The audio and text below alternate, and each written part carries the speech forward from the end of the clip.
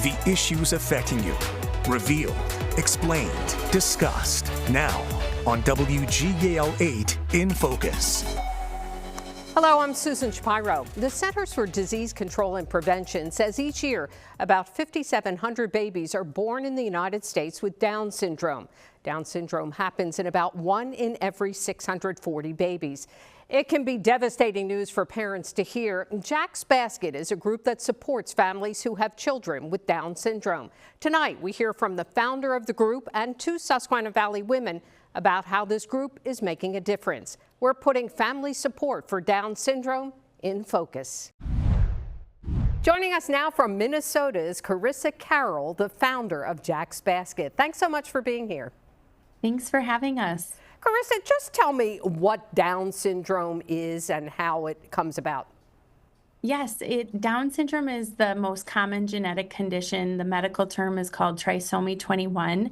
What that means is individuals with Down syndrome are uniquely created with an extra 21st chromosome. And so those that don't have Down syndrome have 46 chromosomes. Those with Down syndrome have an extra for 47 chromosomes. There are certain characteristics associated with it, aren't there?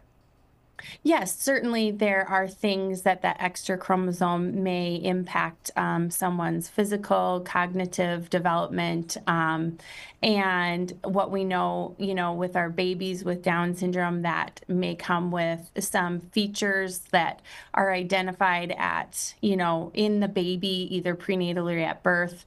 And just some of those common characteristics might be almond-shaped eyes, a palmar crease, just a sandal gap. But it can vary too, but those are some of those common traits that people with Down syndrome have. And I know you have a son, Jack, who has Down syndrome. Tell me about him. Yes, so Jack was diagnosed at birth, and he is about to be 12 years old. And I always say he's the best gift we didn't know we needed in our life.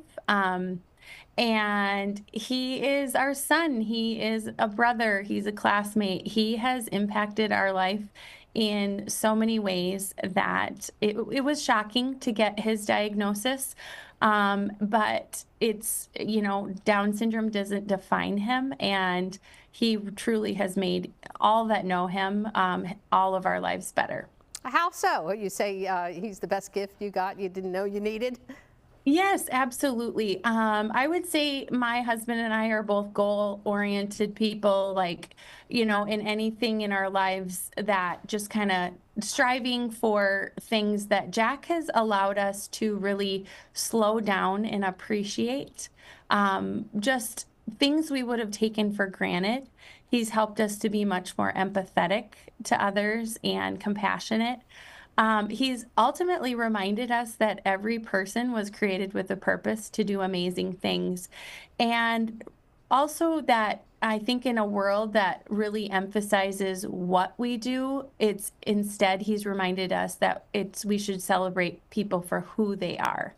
And that's, kind of a general, he has the best personality. He brings out things in others that he's introduced us to a whole community and a world that we would have never known if he wouldn't have had Down syndrome. And so that's why I really am thankful for just what he's taught us in 12 years. Oh, that's so wonderful. What made you create Jack's Basket? Well, the way that we were given Jack's diagnosis was abrupt and insensitive, and we didn't hear a congratulations, and here we had our baby in our arms. And it really, a lot of the way that the tone in which we were kind of told, there wasn't any hope. We just felt like this is not a new diagnosis. There was no information, no hope, and I just felt like this needs to change. No family should be leaving a hospital or a clinic without knowing about the supportive and loving community that is available to our families. And first and foremost, as much as we've learned about maybe the actual genetic condition of Down syndrome, we've learned a lot about Jack.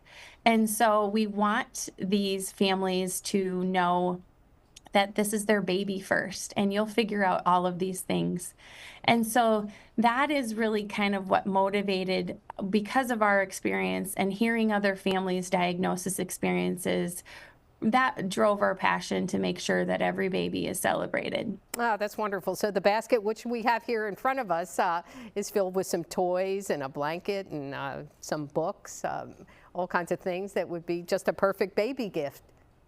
Yeah, I mean, that's when you have a new baby or you're expecting a new baby, you shower people with gifts. And things in that basket are balanced with, one, just welcoming a newborn, and also just all of the free resources that are available to make sure that these families get linked to the community. This organization has really grown. What, you've now given out 10,000 of these baskets? Yes, I never expected to grow this big, but ultimately people have just supported the mission of celebrating babies with Down syndrome, and we've reached babies in 51 countries in all 50 states. Do you think you've helped overcome maybe the stigma that might be associated with this?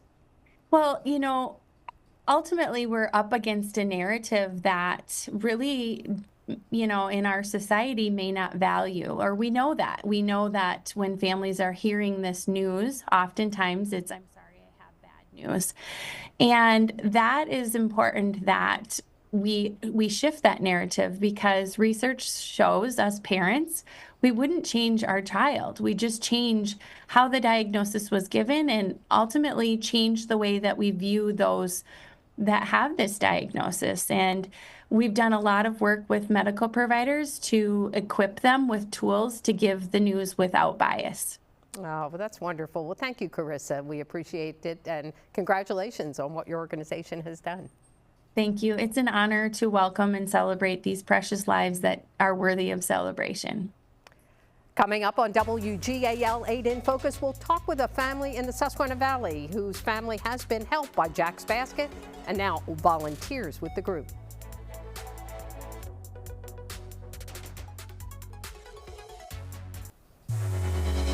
This is WGAL 8 in Focus. Coverage you can count on.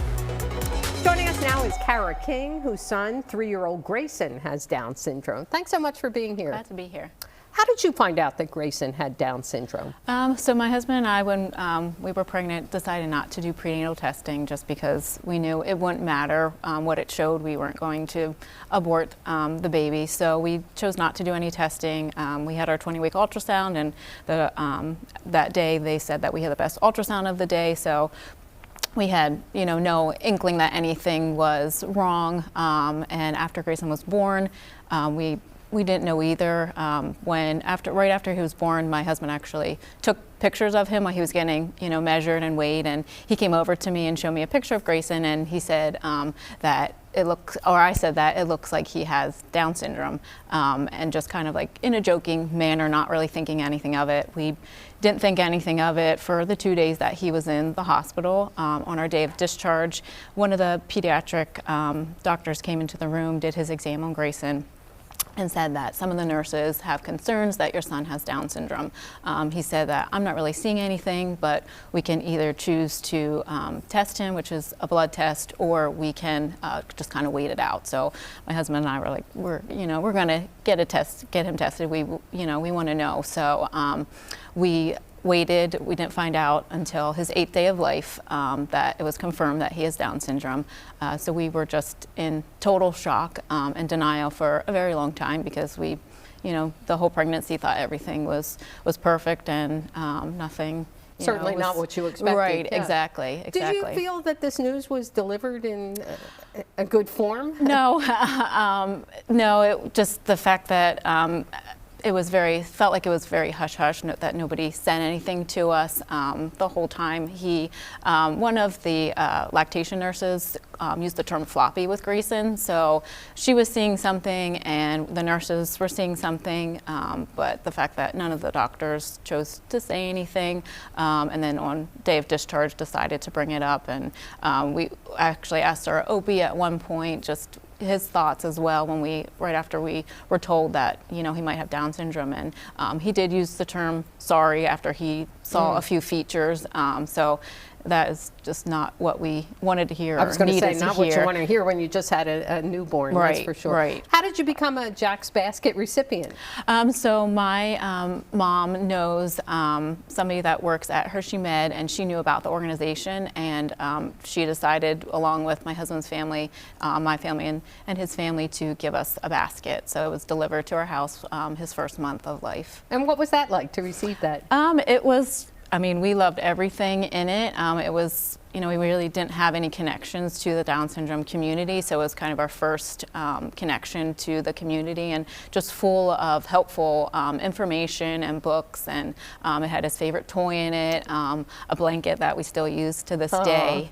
So it was just a nice gift to receive. And did you feel like it was giving you some support? Yes, definitely, especially not, you know, having or knowing anything about Down syndrome. It was just a nice piece of support that we got. Which is surprising. You're a nurse, you're in the medical field, and you really didn't have a lot of knowledge about it. No, I did not, and my husband is also in the medical field, and we just felt Down syndrome was very foreign to us, and we just felt like we didn't really know anything of it, and we just had the stigma that a lot of people have about Down syndrome, that, you know, these people, you know, aren't going to, you know, achieve anything, and we just totally wrong. Everything that we thought about Down syndrome, Grayson has just completely shattered, and we wouldn't change a thing about him. He's 3 years old, and how's he doing? He's doing great. He's just the light of our life. He's just full of joy and just happy, and he just is a bright light, and he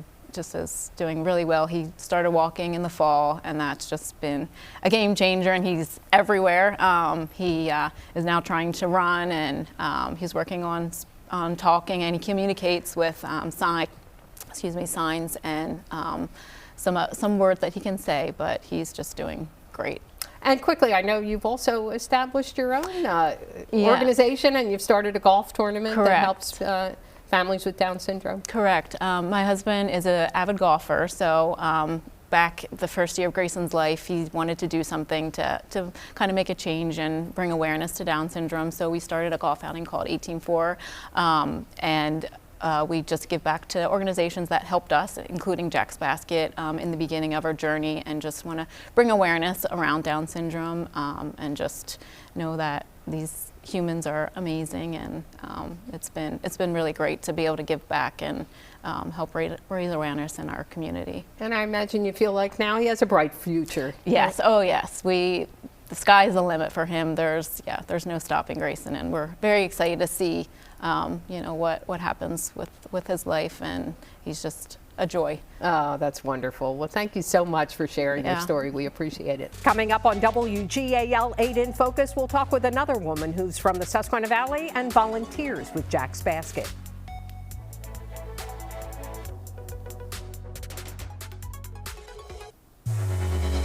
This is WGAL 8 in Focus, coverage you can count on. Joining us now is Lauren Tallhelm, whose son is Hayden, and he's 5 years old and has Down syndrome. She's also a volunteer with Jack's Basket. Thank you so much for being here. Thanks for having us today. What made you volunteer with this organization? I just think it's a wonderful mission to celebrate all babies with Down syndrome. Like you said, I have a son who's 5 who has Down syndrome. I also have a 23-year-old sister who has Down syndrome, so I feel like this would have been an amazing resource for my parents to have 23 years ago, and I just think it's great. Now there's so much out there on social media that you can find out different resources, but back then they didn't have it, so I just wanted to be able to celebrate local babies with Down syndrome. Wow, that's so interesting. You have a sister and now a son. Yes. So you've been in this community for quite some time. I've been in this world for a while. Yeah. How do you think it gives people support?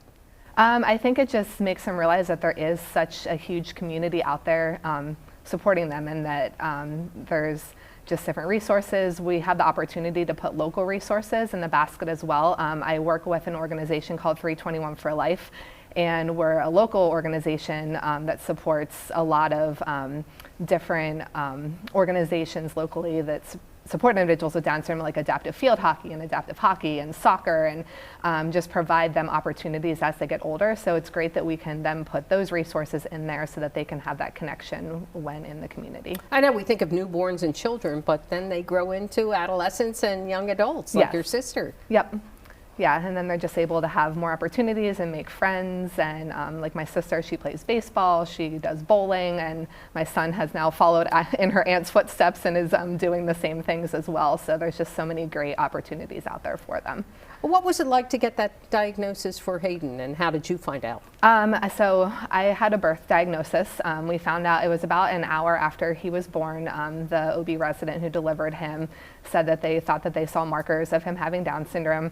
At that time, though, we were excited because we had Hayden there with us, and I think it was kind of a little bit different because of my sister having Down syndrome. So we were a little shocked because kind of the odds are a little bit lower, but we know how great her life is, so we weren't as worried about it. And then we did do blood testing. They do a blood test before we left the hospital, and then our pediatrician delivered the news when he was about a week old that he officially did have Down syndrome. And from Carol, we heard some people have no knowledge really, or very limited knowledge of Down syndrome, and are totally devastated because they don't know what the future holds. Yeah, it's definitely can be a different experience, and I think that is another reason why I wanted to get involved with Jack's Basket, to just help the parent through the news that is delivered to them. And then another thing that I've done is Jack's Basket does a lot of medical outreach. So they have a presentation that they do across the country to OB doctors or pediatricians, which we have actually delivered. We've done the grand rounds a few times at Hershey, just so doctors are aware of Jack's Basket. So if they have a family who may be struggling or wants to learn more about Down syndrome, make that connection, they can provide resources about Jack's Basket and maybe even request the basket for them. So somebody has to put in a request to have a basket delivered Yeah, they to have someone. to put in a request. I actually work closely with one of the genetic nurses, and she emails me a lot and says, hey, this family has given me permission to have you request a basket for them, and then I'm able to either deliver it in person or they have it shipped to them, and then I reach out via phone call just to connect with them. And how do you decide what goes in the basket? Well, actually, so Jack's Basket, they actually provide them to us from headquarters, but they do kind of like little toys, a blanket, there's normally a book in there, and then just different resources. Like I said, there's local resources as well that we can put into the basket to make sure that they're aware that there's a community everywhere for them. Yeah, and also that someone's celebrating the birth of their baby. Yes, yep. Which is so important, that's for sure. Well, thank you so much, and stay with us because we're going to continue our conversation with Lauren and Kara.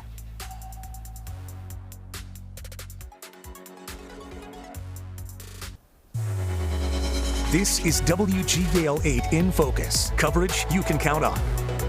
We are rejoined by Kara King and Lauren Tallhelm talking about Jack's Basket. I know we touched on it, but how can someone get a basket or recommend a basket go to someone else? They can put in a request online. So either the family who has the baby with Down syndrome or receiving a Down syndrome diagnosis can request the basket themselves.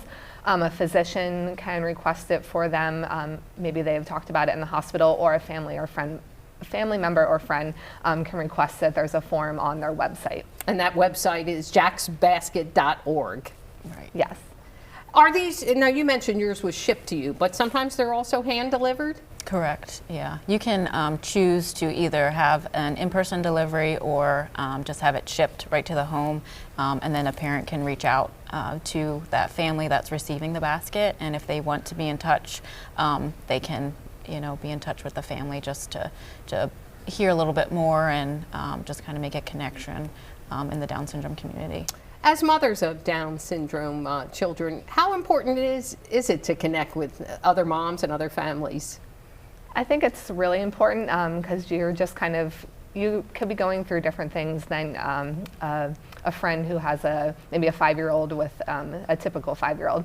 So it's just nice to be able to connect and find out different resources, and maybe, oh, hey, we tried this silverware, it works better for them. There's just little things that just might help them out a little more during every day. Tips and tricks, Yeah. as with any child. Yeah, right? definitely Yeah. different tips Right. and tricks. Yeah, I feel like for us, we didn't it took a while to be accepting of the diagnosis, and just having the community, the Down syndrome community, it's just an amazing community to be a part of. And I felt like once we joined that community, it just felt like everything's going to be okay, and just the support that you get, and they just understand what you're going through. Like Lauren said, you know, I had friends that had babies around the same time, and just comparing things, you can't. Our babies are, they grow at different rates, and they do things on their own time. They reach milestones at different times than other kids. So just to have a community that really understands is huge. What would you say to a family who might just be getting this news or going through this? I would say it's going to be okay. It might seem really hard right now, but it will be okay.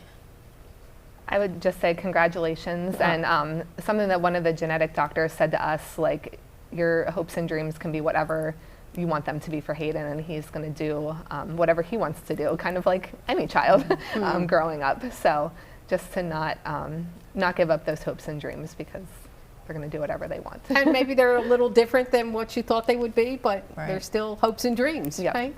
Yeah. Oh, well, congratulations to both of you for having 3 toddlers and young children. I know that's rough in any scenario, so thank you. And thanks for sharing your stories. We really appreciate it. Thank Glad you. to be here. Thank you for joining us for WGAL 8 in Focus. For all of us at WGAL, I'm Susan Shapiro.